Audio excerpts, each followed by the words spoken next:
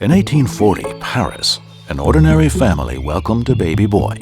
His parents hoped he'd grow up to be a policeman like his dad. That boy was me, Auguste Rodin. Or just Rodin. But instead, I chose to play with clay and stones. And I strive to become a serious artist. You've probably seen The Thinker, right? Yes, I made that. I've always loved drawing. But Dad worried I couldn't make my living as an artist. Luckily, my sister had my back, so I managed to convince Dad to let me go to Petite École when I was 14.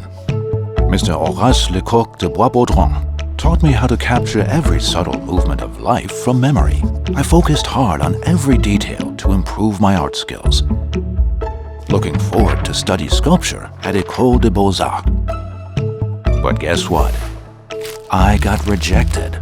Not just once, but 3 times. Ever since my day, over a century ago, becoming an artist hasn't been easy. In 1864, I worked as an assistant in the studio of sculptor Carrier-Belleuse. Over 6 years, I learned various sculpting skills and met my lifelong partner, Rose Bourret, who inspired many of my creative ideas. My creative journey truly took off with a large sculpture project called The Gates of Hell, inspired by Dante's Divine Comedy.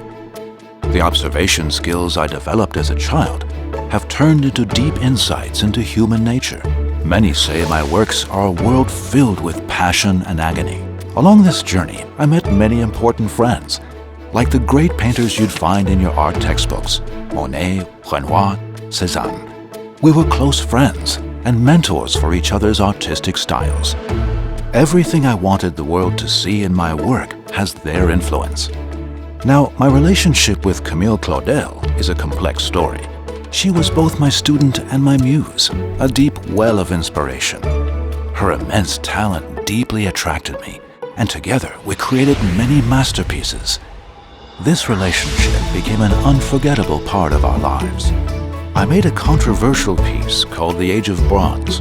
Some people insisted I used live models for casting. Surely that's groundless. Despite facing a lot of criticism at the time, I worked against the odds, and the government continued to commission projects for me, even at the final stage of my life. If you look closely at my works, like The Burghers of Calais and Monument to Honoré de Balzac, you'll see I've always strived to capture the true nature of human emotions. Behind every sculpture, there's an insightful story I want to share with you. Having said all this, I happen to have an exhibition on at the Fubon Art Museum. See you there.